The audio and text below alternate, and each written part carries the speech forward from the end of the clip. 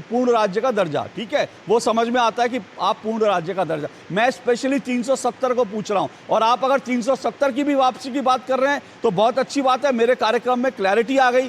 कांग्रेस ने अब तक तो क्लैरिटी दी नहीं, क्योंकि कांग्रेस 5 अगस्त को जब पाकिस्तान मनाता है ब्लैक डे, उसी तरह से कांग्रेस भी 5 अगस्त को हर साल ब्लैक डे के रूप में मनाती है। उधर पाकिस्तान उसको आप नजरअंदाज करते हो। एडवोकेट साहब, मैं फिर तीसरी चौथी बार पूछ रहा हूं, बड़ा स्पष्ट बताइए ना कि 370 की वापसी के पक्ष में कांग्रेस है या नहीं है। मैं बड़ा सीधा सवाल पूछ रहा हूं, कोई घुमा फिरा के नहीं पूछ रहा हूं। मैं तो ये कह रहा हूं, जब आप ये कह रहे हैं कि 370 पर सुप्रीम कोर्ट का फैसला आया है, मैं तो ये कह रहा हूं 470 में हमें वो हुकूक दे दीजिए, हमें कोई दिक्कत नहीं है। बस हम तो अपने हुकूक, जो हमारे स्पेशल स्टेटस हमारे पास था, वो तो हम मांग रहे हैं। स्पेशल स्टेटस मतलब स्पेशल स्टेटस कौन सा जो 370 में था? यहाँ की आवाम जो है अपने हुकूक को स्पेशल स्टेटस जो 370 में था, बिल्कुल जो स्पेशल स्टेटस हमारे पास था, चाहे रोजगार की, उसमें मैं रोजगार की बात करूं या आपने जमीनों के हुकूक तो की मुझे बात लगता है, मुझे, आप एडवोकेट है, आपने सुप्रीम कोर्ट का फैसला शायद पढ़ा नहीं होगा। सुप्रीम कोर्ट ने साफ तौर पर कहा था कि संवैधानिक एकीकरण को मजबूत करता है, और सुप्रीम कोर्ट ने साफ तौर पर कहा था कि जम्मू कश्मीर के पास कोई बाकी स्टेट से हटकर कोई अलग से संप्रभुता नहीं है। ये सुप्रीम कोर्ट का फैसला था, और आप एडवोकेट होकर कह रहे हो, आप एडवोकेट होकर, नहीं, आप एडवोकेट होकर कह रहे हो कि आपको आपके हकूक, जगह हकूक की बात क्या होती है? एक हकूक होता है कि आपको पूर्ण राज्य का दर्जा, ठीक है, वो समझ में आता है कि आप पूर्ण राज्य का दर्जा। मैं स्पेशली 370 को पूछ रहा हूं, और आप अगर 370 की भी वापसी की बात कर रहे हैं तो बहुत अच्छी बात है। मेरे कार्यक्रम में क्लैरिटी आ गई। कांग्रेस ने अब तक तो क्लैरिटी दी नहीं, क्योंकि कांग्रेस 5 अगस्त को जब पाकिस्तान मनाता है ब्लैक डे, उसी तरह से कांग्रेस भी 5 अगस्त को हर साल ब्लैक डे के रूप में मनाती है। उधर पाकिस्तान मनाता है ब्लैक डे, इधर कांग्रेस मनाती है ब्लैक डे। तो बहुत अच्छी बात है, आप 5 अगस्त को ब्लैक डे मनाइए और आप 370 की वापसी की बात करिए, मुझे कोई एतराज नहीं है। मैं तो चाहता हूं जम्मू कश्मीर की आवाम को और देश की आवाम को यह क्लैरिटी हो कि भाई आप लोग 370 की वापसी चाहते हैं, आप नेशनल कॉन्फ्रेंस के साथ खड़े हैं, आप लोग स्पष्ट रूप से कहेंगे मुझे कोई दिक्कत नहीं है, बहुत अच्छी बात है। तो आरपी सिंह जी, जो एडवोकेट शेख अमीर कह रहे हैं, उनकी बात का मतलब यही है कि जम्मू कश्मीर में कांग्रेस 370 की वापसी के पक्ष में। इसमें क्या शक है कि कांग्रेस ने 370 जब हटाई गई उसका विरोध किया था। राहुल गांधी का 6 अगस्त का बयान याद कर लीजिए, उन्होंने कहा था 370 हटाती, कचरो गैरत हो रही है, खून खराबा हो रहा है, सड़कों पे खून बह रहा है, ये उनका बयान था। ये याद कर लीजिए, देख लीजिए। और वही बयान कोट किया था इमरान खान ने यूएनओ में जाकर, वही बयान, एग्जैक्टली बयान। तो असल में ये क्या कि ये दोनों के पीछे की चाबी एक है। थोड़ा हाल के दिनों में फारूक अब्दुल्ला साहब का बयान याद है, जब कहा था कि चाइना का इंटरवेंशन जरूरी है कश्मीर में हालात ठीक करने के लिए, ये फारूक अब्दुल्ला साहब का बयान था थोड़े दिन पहले। और उधर से राहुल गांधी ने करारनामा साइन कर रखा है, एक एग्रीमेंट, कोई MOU साइन कर रखा है कम्युनिस्ट पार्टी ऑफ चाइना के साथ। तो दोनों को दोनों वही भाषा बोलेंगे जो चाइना चाहेगा, और चाइना को चाहेगा कि भारत के अंदर स्टेबिलिटी रहो, पाकिस्तान को चाहेगा भारत के अंदर स्टेबिलिटी रहो। और जरा इनसे ये भी पूछ लीजिए, जो थोड़े दिन पहले, अभी पिछले हफ्ते फारूक अब्दुल्ला साहब ने देशद्रोही वाला जो बयान दिया था, इसमें कहा था कि भारत की सेना इंक्लूजन है आतंकवादियों के साथ, तभी इतने आतंकवादी देश के अंदर आ रहे हैं। तो उस पर भी जरा स्पष्टता कर दें कि क्या भारत की सेना इंक्लूजन है। और ये भी जरा बता दें कि जो नेशनल कॉन्फ्रेंस ने अभी कहा कि हम जितने आतंकी हैं उनको छोड़ेंगे, हम जितने लोग बंद हैं उनको छोड़ेंगे। नहीं, वो पॉलिटिकल प्रिजन कहते हैं आरपी सिंह जी, वो राजनीतिक कैदी कहते हैं। अरे सर, मैं उत्तर वो आता हूँ, उस पर भी राजनीतिक कैदी भी आता हूँ। तो वो तो कह रहे कि हम चलिए राजनीतिक कैदी है, परंतु वो हैं जो आतंकवाद के दौरान पकड़े गए, जो वहाँ पत्थरबाजी करते पकड़े गए, जो वहाँ पर दंगा करते पकड़े गए, जो वहाँ पर एक अपने मैनिफेस्टो अलग से जलाते थे कि इस हफ्ते का कैलेंडर ये है, अगले हफ्ते का कैलेंडर ये है, इस हफ्ते यहाँ बंद होगा, इस हफ्ते यहाँ बंद होगा, ये स्कूल बंद होंगे, ये कॉलेज बंद होंगे। ये उन्हीं लोगों के साथ खड़े हैं, दिखता है कि उन्हीं लोगों के साथ खड़े हैं। तो इनसे ये भी पूछना, मैं आ रहा हूँ, रुकिए, चुपता क्यों है इतना, सच चुपता है ना।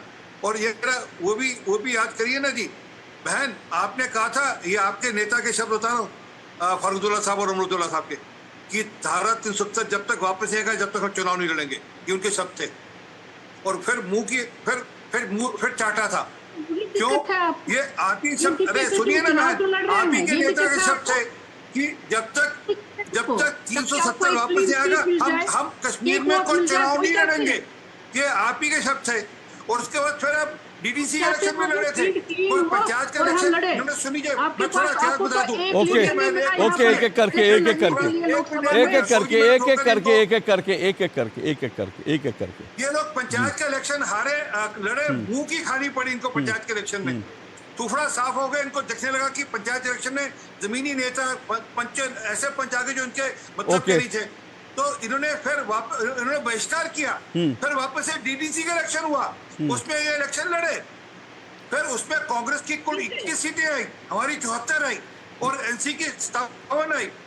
परंतु क्योंकि इनको दिख रहा था कि जमीन इनकी जा रही है, तब तक ये जगहों पर हमने ओके, जीता। चलिए नहीं नहीं, मेरा सवाल सवाल लड़ेंगे। ओके ओके, सवाल ये नहीं है, वो तो ठीक है, जो कुछ कहा था नहीं कहा था और उसके बाद कैसे कोई बात से पलट और रहा है एक बात नहीं और, नहीं एक बात और, एक बात और, एक बात और अशोक जी, जी ये कश्मीर का आखिरी झंडा है और ये आखिरी रहेगा। ये साइन किए हुए नीचे वहां के स्पीकर साहब के तब के। ये मेरे पास सौगात है, मैंने रखी है अपने पास। ये कश्मीर का आखिरी झंडा है, क्योंकि इन्होंने मेरे को तिरंगा लहराने के लिए 4 घंटे मुंशीराम बाग थाने में पीटा था जानवर की तरह, इसलिए मैंने मंगवाया था। और आज वहां पे हर घर में तिरंगा लहराता है, 370 से हर घर पहले में तिरंगा लहराता है। और करने से पहले एक यहाँ मिनट पर देखिए, चुनाव क्या है? एक मैं सुनिए इसमें बात करें, क्यों आप सुनिए लोग एक मिनट एक मिनट एक चौके। मिनट एक मिनट एक देखिए, इसमें तो कोई दो राय है ही नहीं ना। कश्मीर तो मैंने भी बहुत देखा है, मैं भी 25 साल से 30 साल से कश्मीर की रिपोर्टिंग कर रहा हूँ। कश्मीर में तिरंगे को लहराने के लिए क्या क्या करना पड़ता था वो कौन भूल सकता है 370 से पहले। आज वहाँ पर तिरंगा निकल रहा है। महबूबा मुफ्ती ने कहा था कि 300 महबूबा मुफ्ती ने कहा था महबूबा मुफ्ती ने कहा था कि अगर कश्मीर से 370 हटाएंगे तो कश्मीर में तिरंगा उठाने वाले लोग नहीं मिलेंगे। ये महबूबा मुफ्ती के शब्द थे। लेकिन आज कश्मीर में उसी गुपकार रोड पे जहाँ पे महबूबा मुफ्ती रहती हैं, जहाँ पर जो है उमर अब्दुल्ला, फारूक अब्दुल्ला, उसी गुपकार रोड पर मैंने तिरंगा यात्राएं निकलते हुए देखी हैं। तो वो तो छोड़ दीजिए, तिरंगा लोग बहुत तिरंगे को लेकर क्या क्या नहीं कहा गया वो छोड़ दीजिए। लेकिन मैं आऊँगा क्योंकि अब तो स्पष्ट है ना, खेल स्पष्ट है। अगर कांग्रेस कह रही है और पीडी और साथ साथ नेशनल कॉन्फ्रेंस कह रही है कि दोनों ही 370 की वापसी के लिए काम करेंगे, तो ठीक है, फिर मुझे लगता है स्पष्ट रूप से ये चीज़ जो है खुलकर आएगी। तो मुझे लगता है इस पर पूरे देश में बहस होनी चाहिए कि क्या 370 की वापसी इस देश के हक में है और क्या 370 की वापसी उस संविधान की भावना के खिलाफ नहीं है जिस संविधान को राहुल गांधी लेकर घूम रहे हैं। आप संविधान को नहीं मानेंगे, सुप्रीम कोर्ट के आदेश को नहीं मानेंगे और उसके बाद संविधान की दुहाई भी देंगे। राजनीतिक विश्लेषक हैं और अभी नीलोफर भी जुड़ी हुई हैं मेरे साथ, थोड़ी देर में वापस आएंगे शायद एडवोकेट नीलोफर मसूद नेशनल कॉन्फ्रेंस की। लेकिन मैं एक चीज़, इससे पहले कि मैं आगे बढ़ूं, मैं भट्ट साहब आपके पास आ रहा हूं, हामिद भट्ट जी, लेकिन उससे पहले मैं एक बात, थोड़ा सा मेरा रेडियो और मैं चला देता हूं, थोड़ा सा शेख हमीर साहब, एक छोटा सा मैं रेडियो अपना ऑन कर देता हूं। तो मेरा रेडियो ये है कि जैसे आपने शुरू में कहा ना कि भाई आप जम्मू कश्मीर को लाल चौक, बिल्कुल नहीं, लाल चौक तो राहुल गांधी गए थे इसलिए मैंने जिक्र किया, नहीं तो लाल चौक की बात छोड़ दीजिए। लाल चौक तो एक छोटा सा इलाका है। मैंने 370 हटने के बाद एक साल बाद जब मैं गया तो मैंने शोपियां के अंदर पहली बार एक गांव में पहली बार सड़क बनते देखी। गांव के लोग कह रहे थे हमने आज तक यहाँ पर ना हमने रोड रोलर नहीं देखा था। गांव के लोग कह रहे थे, अगर आपको शक हो तो आप यूट्यूब पे जाइएगा, मेरी वो रिपोर्ट अभी भी है। पहली बार 70 साल में 370 हटने के बाद पहली बार वहाँ पे मैंने रोड बनती देखी दूर दराज के शोपियां में। और ये भी मत भूलिए कि हर साल जो डेटा है, हर साल 2000 पत्थरबाजी की घटनाएं होती थी। 2000 एवरेज पत्थरबाजी की घटनाएं जम्मू कश्मीर में होती थी। आज वहाँ पर पत्थरबाजी की घटनाएं लगभग शून्य हैं। हर साल वहाँ 52 स्ट्राइक होती थी। हुर्रियत जब चाहता था स्ट्राइक कॉल करता था, कश्मीर बंद हो जाता। हर साल 52 घटनाएं होती थी।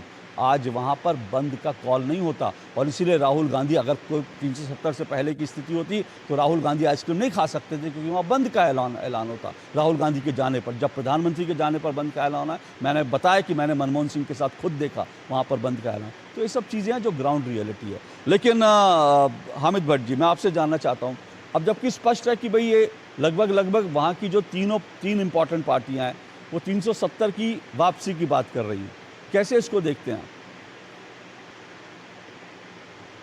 आप? म्यूट पर हैं सर, आप म्यूट पर हैं। अशोक जी, आपका बहुत बहुत शुक्रिया, आपने आज फिर से मुझे एक बार मौका दिया। अशोक जी, मैं कुछ साल पीछे अगर जाऊं, 2018 की बात है, जब नेशनल कॉन्फ्रेंस और पीपल्स डेमोक्रेटिक पार्टी